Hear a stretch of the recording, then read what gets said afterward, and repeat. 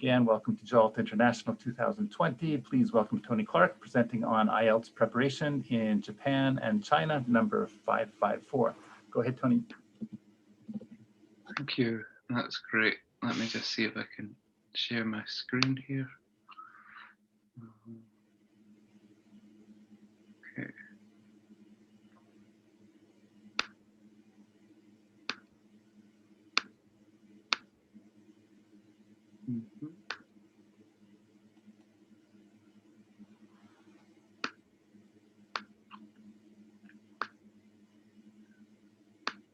Looks good.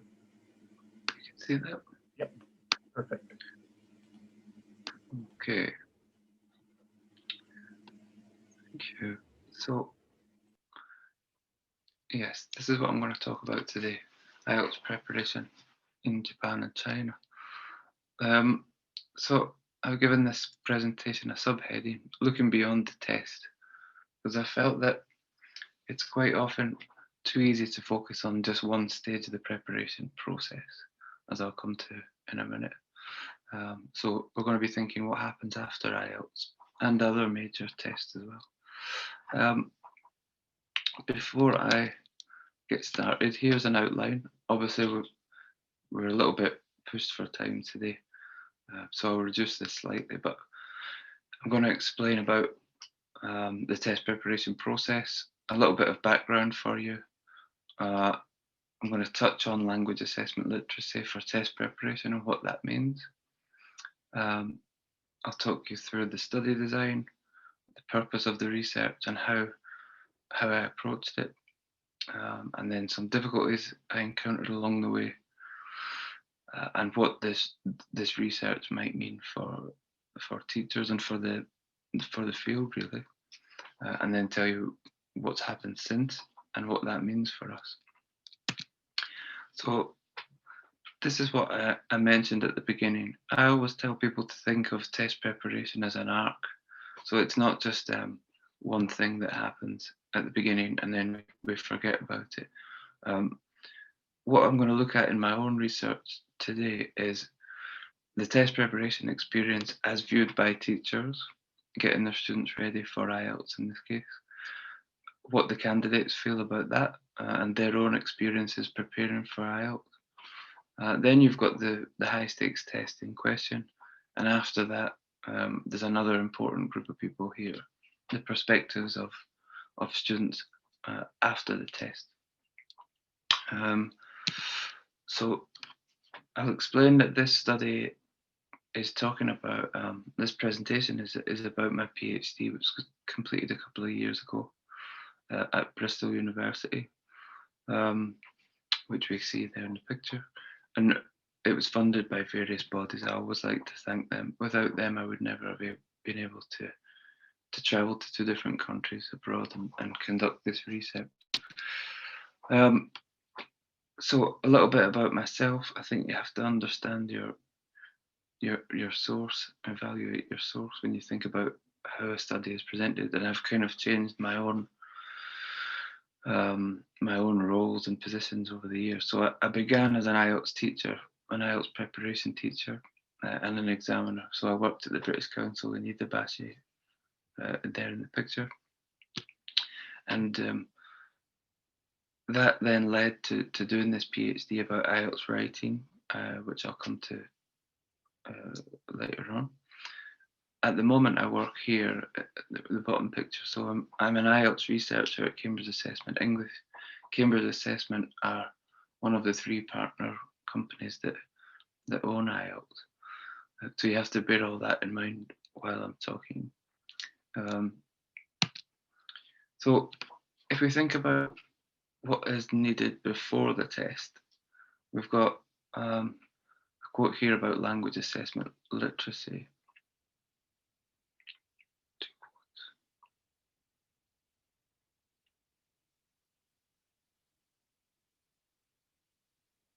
Okay.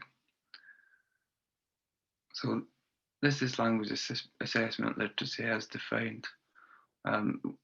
The knowledge, skills and principles held. So I like the phrase professional responsibility in there. That's how I felt when I was preparing students for IELTS. A big impact on their lives, and very, very important. We can see there it should be ranked as seriously close second to instructional proficiency. I'm not sure all teachers are fully language assessment literate by the time they begin teaching, although it normally comes with some years and experience. I certainly was by the time I was preparing students for IELTS in Japan, but it's quite a high stakes process. I've also split this into, there's two things really: language assessment literacy, as in teachers knowing what they should know about tests. I've split this up into a second important point for this presentation: language assessment literacy for test preparation in particular. So we've got test formats and purpose. A teacher should know inside out what is happening in this test, what's it for, and what does it look like. These tests sometimes change over time. You have to be very familiar with the current test format. Scoring rubrics. So in the IELTS case, you've got the band descriptors for writing and speaking. Teachers should be familiar with their purpose and with them. You've got to appreciate the high stakes consequences, so what this means for students and their lives. With time, you should acquire test taking strategies to help students prepare for their test and build up a kind of repertoire that you can take into the classroom. Again, that comes with experience. And then you would have to have some assessment related resources. So you have to know where and how to get help on some matters, and various pedagogical approaches on the teaching side that are going to help you be a good IELTS preparation teacher, really. So in my case, the topic emerged through experience. When I was working in that centre in Idabashi, my job somehow became the IELTS instructor. I was doing intensive IELTS courses, so that was 5 weeks per course. Students came, they worked really, really, really hard. Often they came in with a lower level of proficiency than you'd expect, and you had to try and get them up to standard in a very short space of time. IELTS was quite unfamiliar to them as well in most cases. So it's a big job for them and for me. And I did these courses back to back. So as soon as one cohort disappeared, the next one came in. And I did that 11 or 12 times. And it made me always wonder what happens to these students afterwards. I knew they were going to go to Australia or to the UK, Canada, but I wanted to find out more. Did IELTS set them up for this, whatever they were doing afterwards? So I wanted to link the source to subsequent study. I also wanted to ask participants how they felt about the process. So a lot of the time I felt people talk about IELTS candidates this or that, but they didn't actually ask them, what does this feel like to you coming in as a Japanese student straight into the classroom? And I've decided to focus on writing. We've got another quote there from Sorono. Writing is at the very heart of academic life. If you think how many essays a student has to complete at university, writing is a skill that, along with speaking, you really need to be quite proficient in that. So that was why Japan was included, my own personal experience. Chinese students in the UK, this is the reason that China was also included in this study. We've got a table there. So those figures go up to 2017, but it's actually risen since then. This is a number of Chinese students who were in the UK before the pandemic, obviously, but it was over 100,000 per year. We all know there's a lot of Chinese students in the UK, but that is it's quite a staggering number when you think about it.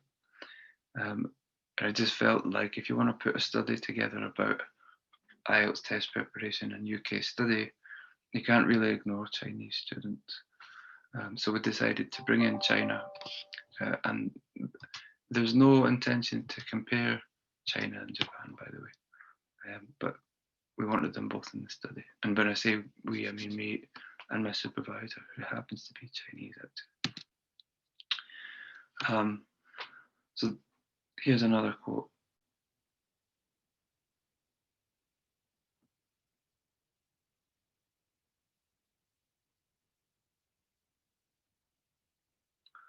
So I've chosen this quote by Glenn Fulcher just because it basically captures this high stakes notion that I mentioned before, and the kind of monetary aspect that's crept into test preparation because it costs so much. You can imagine the high stakes teaching situation when a student not only needs to get a certain score, but they've invested quite a lot of the money they have, and the consequences for them financially can be quite a big deal.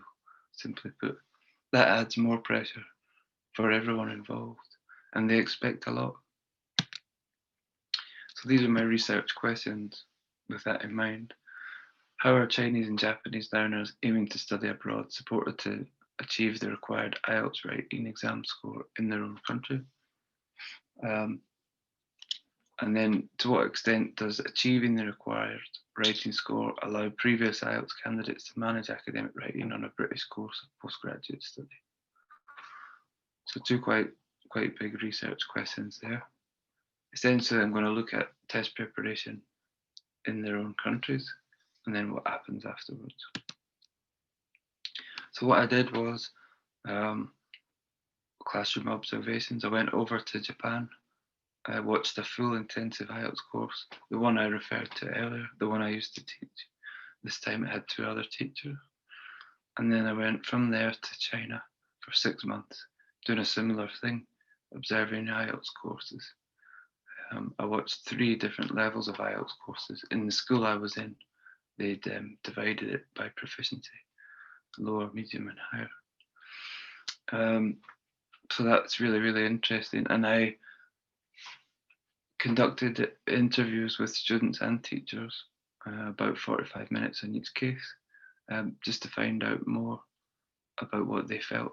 I could see from the observations what I thought was happening, but it was really important to get their views on it. And they said a lot of interesting stuff, actually, some of it quite unexpected. I also collected their written homework because I thought you can't really look at writing without collecting some evidence. You wouldn't expect huge changes to happen in their writing over a 5-week period, but it was interesting to bring it in anyway. And then I thematically analysed this data. I had a lot of data because it's 8 months of observations, interviews, and homework tasks. I actually had a mountain of data that I had to wade through. So in Tokyo, as part of the data collection process, I wanted to watch the whole thing, as I said. We had about 10 students in that class, all Japanese, and I collected all their work for analysis. One interesting thing is one of the teachers was a little bit apprehensive about me being there, I think because I used to work there and I knew that course very well, but he was cooperative in the end, and I think both the teachers also like to share the experiences of test preparation because it's not easy for them either. Then in China, it was in a place called Hangzhou, which is in the southeast of China, not too far from Shanghai. It was difficult to get into school, actually. I think I tried to access several language schools, but I think they were a little bit suspicious or maybe very busy. But I think they probably weren't used to having Western researchers in there. But I did get into one very helpfully, and once you were in there, people were very supportive. There was a bit of apprehension amongst the students actually because they hadn't used their English to speak to someone like me before. So in a sense, it was good for them. I came along and said, I'd like to interview you about your test preparation. But They wanted to do it, but again, that's the first time they've done something like that. So they were also apprehensive. I had to think on my feet a bit. I planned to interview them kind of one-on-one, as I'd done in Japan, but I had to do a on-the-spot focus groups kind of approach, but it worked quite well. Most important thing is you get to talk to them. So the results from these sections, I broke it down into 3 main themes. The first theme was about planning and structuring an IELTS essay. So both these data sites were quite different. The one in Japan I was looking at was a kind of, it's what I would call a modern pedagogical approach. It's a communicative approach. And in China, it was a more traditional teaching style, kind of a didactic approach. It's quite teacher-led, that's what I mean. But they actually covered similar things, as you would expect. They were trying to address the same problems that students had, generally speaking, which was how to plan and structure an IELTS essay in the first instance. A lot of work on how to think of ideas, a lot of work trying to overcome this problem where students felt, I can't write about these topics, they're unfamiliar topics. This was done, differently in each case. In Japan, they were using concept maps, so putting an idea in a kind of word cloud approach. In China, they had different ways of doing that, but it came to a similar thing, which made me realize that's the first big struggle in IELTS writing for Chinese and Japanese students, in my study anyway, what to write about and how to respond to questions that are a little bit unfamiliar. Practice did help though. The second theme was developing structure, expressing ideas. So again, at both data sites, they looked at, okay, you've got your ideas now, what are you going to do with them? How are you going to split them into paragraphs and kind of flow logically? In the Chinese classroom, they had an interesting approach. They would get the students' work up on the board and they would all correct it as a class for a whole class. So it would be an hour of the teacher saying, what's wrong with this, what's right with this. That's not an approach I ever took when I was teaching. I'd say it worked quite well. In Japan, they had other ways of doing this, but the idea was to get it out there to the students, the message that it's not enough just to have ideas, you have to be able to display them logically. The third theme that came out of the data analysis was how can you improve these written homework tasks? So teachers had different approaches to giving feedback, and then students went away and either used that feedback or didn't and came back, and I asked them, how did you get on with the teacher's feedback? And that was quite interesting because as a teacher, you might not get that information, but some of them were saying things like, to be honest, I didn't understand what the teacher was talking about when they wrote this or that. So that was pretty useful.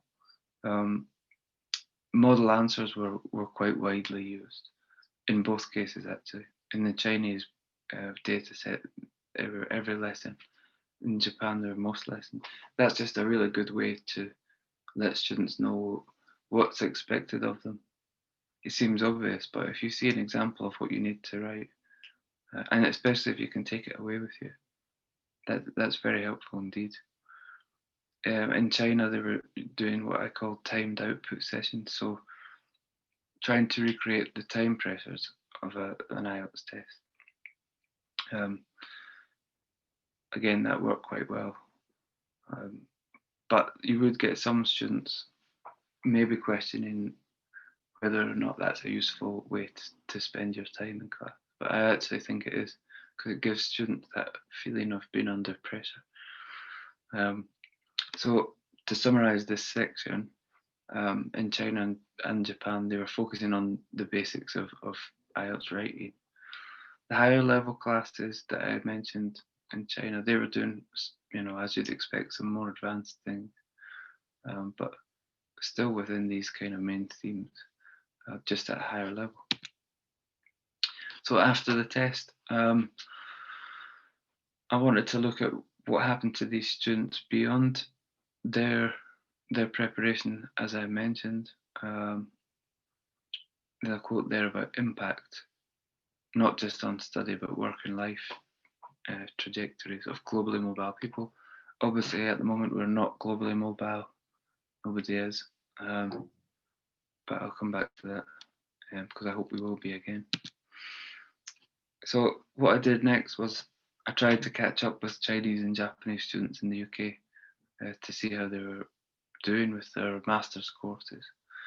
I couldn't get the same participants as the first section, unfortunately, but I did get some participants.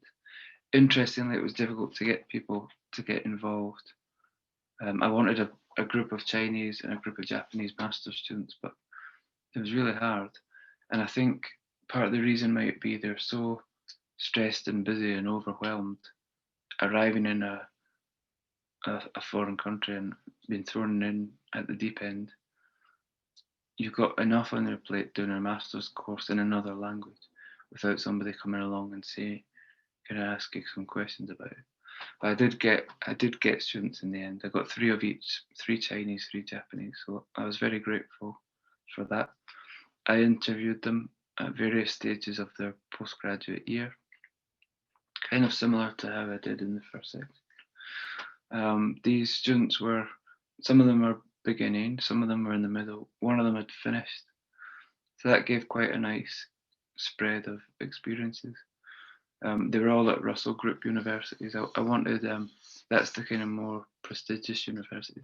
I wanted a mixture, but I had to work with what I got really. But that's a limitation. It would have been interesting to see how students were doing at a less highly ranked university, or even one of the really top ones. In summary, most students were largely managing fine post IELTS, so they had to work really hard. They had some difficulties, but most of them were doing okay, all except one of them, which I'll come to in a minute. And these were kind of the topics I was asking about: critical thinking issues, reading and self-study, pre-sessional courses, proofreaders, tutor support and feedback, problems with group planning, and I was asking about IELTS versus academic writing. So what are the main differences? What do you have to do transitioning from an IELTS writer to an academic writer? Now, obviously, these are all quite heavy topics, and we're a bit limited for time today because of my technical problems. But if you do want to find out more about any of these, send me an email. I've got an article I can pass on to you that addresses each of these. I found it really interesting. I think this is the most interesting part of the study act. So these are the students I was looking at. I've given them names to anonymise them. Most of them had got 6s or 7s in IELTS, struggled a little bit more with the writing. They had a variety of course types. Some were doing psychology, some international relations, sociology, finance. They were all female. It just worked out that way. Again, you have to work with the sample you can find, but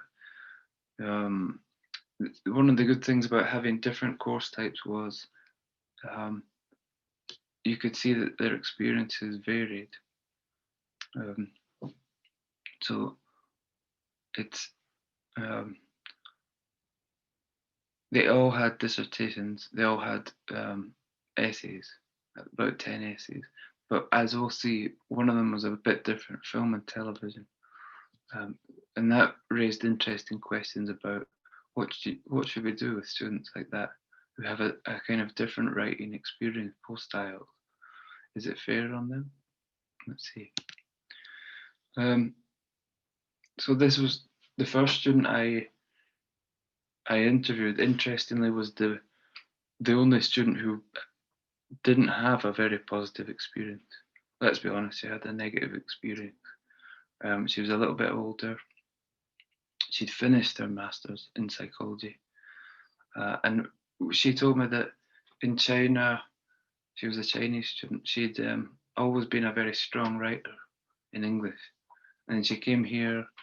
She did fine on IELTS, but she was struggling with her course. She didn't understand what the lecturer wanted from her. She was struggling with the whole critical thinking idea. And she'd been asked to go in groups with British people to plan her essays and to work together. And she said it just didn't work for her. She said they were very confident. They talked a lot and she couldn't get in. But I do understand that actually. This group collaborative working is not for everyone. But she managed. She got her master's degree in the end. And she admitted that she could have done more. She could have worked harder. I think she could have listened to her own lecturer more. That's all about responding to feedback. And if we go back to what I was saying about the test preparation stage, the idea that some students can respond to teacher feedback and take on board what the teacher's telling them to improve, it probably sets a good pattern for later on. Olivia couldn't do that. Jane, this was a Japanese student actually. Again, I've given her another name. She was having a good experience so far. She got quite a high score on IELTS writing. She got 7. She'd made a good start to her essays, to her master's year. She already had some critical thinking skills developed when she began, which again was a big help. Now, I know that's difficult to introduce at the test preparation stage when students have so much to think about already, and often quite low level of English. But if there's some way of getting some kind of critical thinking development before students begin, a pre-sessional course would possibly be a way. That would set them up quite well. She enjoyed the group planning sessions. She enjoyed, working with her peers. What they used to do was swap essays and give each other feedback on their essays. She called it a trade circle, so we'll kind of go around like that. That worked well. She basically had a really positive attitude, and it seemed to go along with her hard work, and what she got back was a pretty good experience. In terms of any criticism, she thought that IELTS was less sophisticated and evidence-based than academic writing, which is a fair comment. It's not actually a criticism, it's the case. IELTS has to be a stepping stone, really. Third student was Chinese. She was also doing quite well. She hadn't begun her course. She was doing a pre-sessional course because she couldn't get straight in. She didn't get the score she needed. And on that pre-sessional course, she was learning all kinds of, useful things. Her EAP tutor was giving her lots of good advice about how to approach an essay, and she was getting out of some of the habits she'd learned for IELTS writing. In IELTS, you have to demonstrate that you can, you've got a range of lexis, a range of grammar. In the EAP course, the tutor was saying to her, look, focus on getting a clear message across. Well, implications of these experiences. It could be that academic writing should be encountered a little bit earlier, if possible. As I mentioned, the critical thinking idea is a big one. You could say that the purpose of tested writing is not the same as academic writing. So it could be that the test preparation, IELTS, academic writing process could link up a bit more.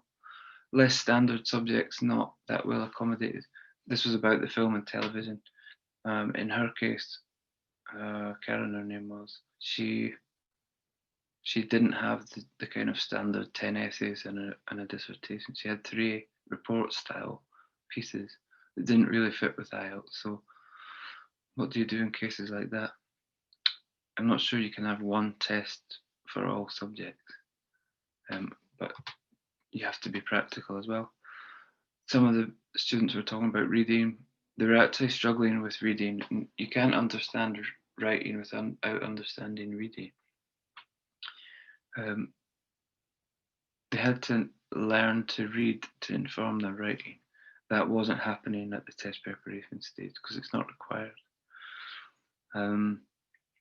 And yeah, too much emphasis on demonstrating range.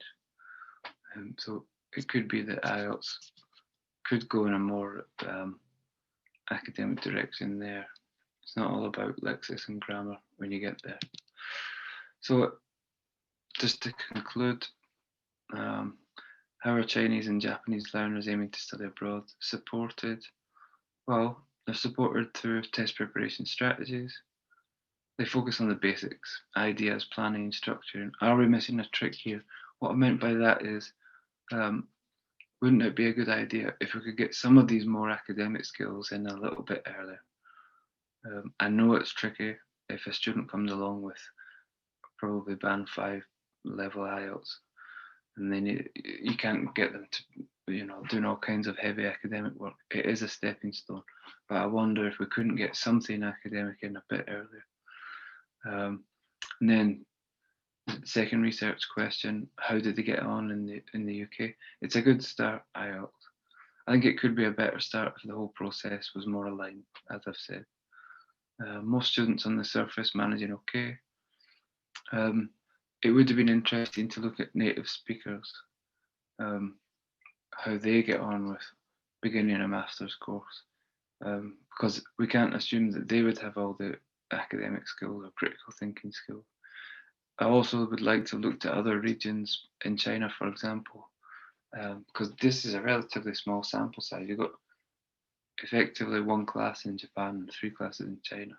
So I don't claim to have all the answers from that. So if we go back to what I said at the beginning, I've now given you a kind of whistle-stop tour of the test preparation stage, the 2 groups before the test, candidates and teachers. And we looked at some perspectives after the test. This is obviously a big topic, and I could talk for hours about this. It doesn't just apply to IELTS as well. If anyone is interested and would like to get in touch, I've got other research about TOEFL or major tests that I think would be of interest. Now, obviously the world has changed a lot since I did this research in 2018. And I'm thinking about what's happened this year, obviously, with the pandemic and test centre closures, and a lot of tests have had to move to an at-home setting, and some newer tests have come in. But I should point out, you see how difficult it is for students, even if they've done a full preparation course and they've taken a, what I would consider a proper test like IELTS. You see how difficult it is once they get to university. Imagine if they'd had no preparation course because the test they'd chosen, doesn't work that way. Or instead of IELTS, they'd taken a kind of relatively short online, test on a phone, for example. Can you imagine what struggles they might have when they get to the university stage? So there are some lessons in there. Next steps, I think it's important not just to do research, but you need to get it out there. You should try and disseminate it as far as possible to help, test preparation teachers, for example. So I've got various articles, as I said, available if anyone would like to read them. My own job now is being responsible for IELTS research at Cambridge. So all of this research goes into shaping things behind the scenes with IELTS, which is not what I expected at all. I didn't plan for any of this. I started off as an IELTS teacher, and here I am. What's happened since? So as we mentioned, other tests, I've actually got various, I'm not plugging anything, but if there is any interest, there's various articles and interviews here. You could look them up on Google, all about the dangers of not heeding some of the warnings in this study properly about how thoroughly students need to be prepared. So that's all available now, and I'll continue to do research on IELTS because I think all tests must be interrogated. We've got some references there, and I'll say thank you very much. There's my email address if anyone would like to get in touch. Tony, great job. Thanks. And on behalf of the conference, thank you very much. You did a magnificent job of finishing on time as well. Thank you, and apologies again for the technical problems at my end. No, not at all. This is great. I don't know testing that well, but I teach part-time at one university where they've started to use the TOEFL test as kind of a placement test for the first 2 years you study English, and then the third year the lab you get put into as a science student is based on your TOEFL score in part. And so it's kind of interesting to see, like, using that as a proxy for the ability to do academic work in English is it's kind of what they've invested in. I don't feel prepared to teach to that. So, how do you manage that then? I'm sorry, say again? How do you manage that then? What do you do? So they've got, a TOEFL preparation book. And I'm trying to figure out how to teach to those skills. And, everything else that I've been taught to teach is really how to teach communicative discussion, writing, but, in a communicative way. So to say that,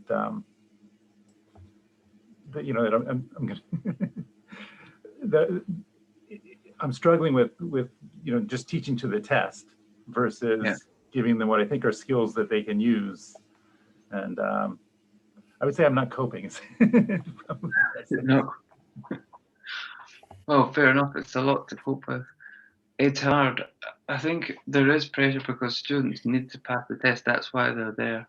Yeah. But I always think if there's something we can do to set them up for the long term, it's good. It's a really great bonus. Great. So yeah, any tips that you have, that'd be great.